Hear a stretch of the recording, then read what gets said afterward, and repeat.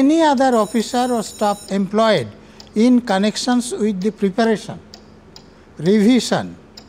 and correction of electoral rolls for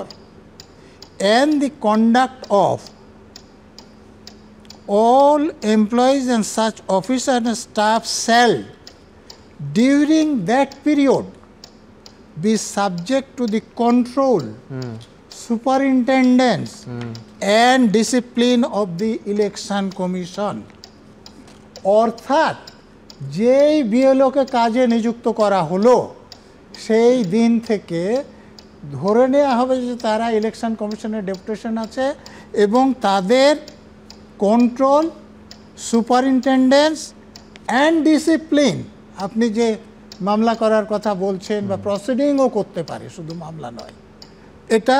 representation of people act বলছে, কোনো রকম সন্দেহ থাকা উচিত নয়।